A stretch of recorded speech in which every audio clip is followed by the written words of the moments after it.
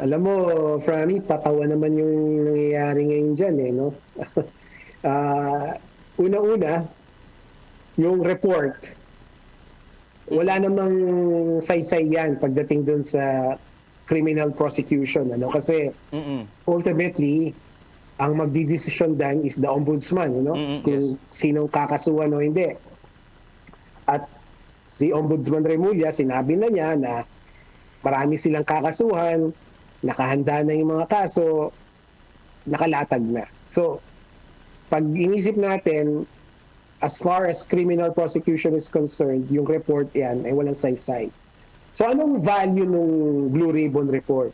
Mm, Ang value niyan is politika, no? mm, Political signaling, as they say. yes. No? At ngayon, nakikita na natin na mukhang mahina pagdating sa political signaling. Kasi ang pinapahiwatig sa atin is pinoprotektahan yung mga kabaro nila sa Mm, Senado. Right?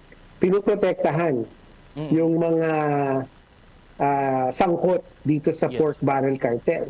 Right? Kasi binago yung pananalita na napakababaw lang, di ba? Uh-huh.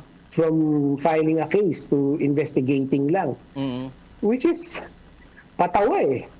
Kasi ang pagkakaiba nun is very minimal eh. Kasi pag sinabi mong nagre-recommenda ka na imbestigahan, uh-huh. that's essentially the same as recommending na mag-file ng case.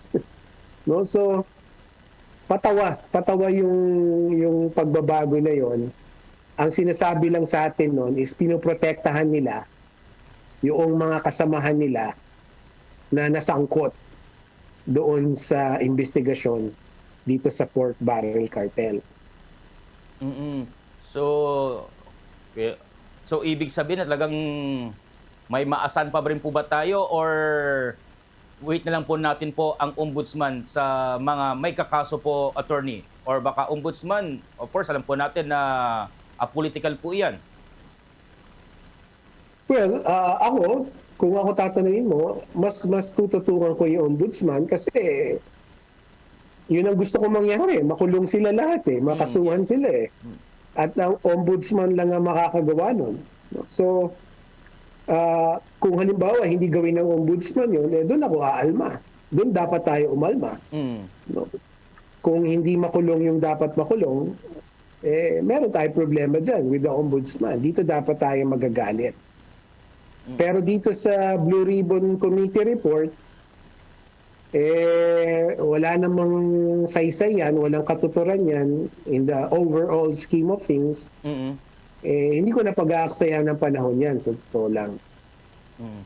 Kahit po may mga ilang pong mga siguro pieces of evidence na mailabas po doon na pwedeng magamit po ng ombudsman attorney na na maaari pong mailabas po dyan. Kasi sabi nga nila, para makita natin kung ano pong nangyayari po talaga. Pati nga po si Martin Romualdez, dating speaker, ay iba rin po ang naging tono po na parang sa second level po na pag-imbestiga na naman po, attorney. Alam mo, hindi kasi ako tiwala dun sa Blue Ribbon Committee when it comes to evaluating evidence, no? Kasi wala naman silang training dyan eh. Mm-mm.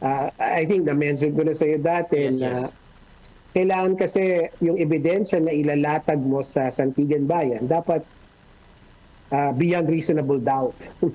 Mm-mm. Hindi pwede na mahina or hindi siya doon pasok doon sa rules of evidence, no? So ang ang inaasahan ko na gagawa ng trabaho na yan ay yung mga prosecutors natin sa ombudsman kasi sila naman yung may kakayahan na mag-evaluate kung ang ebidensya ba ay papasa Mm-mm. doon sa rules of evidence sa Sandigan Bayan. So posible mangyari yon sa Blue Ribbon Committee pero hindi ako masyadong umaasa doon kasi wala naman silang training doon, Franny. Mm-mm. Yes. Hindi nila alam kung ano nga ba yung proof beyond reasonable doubt standard.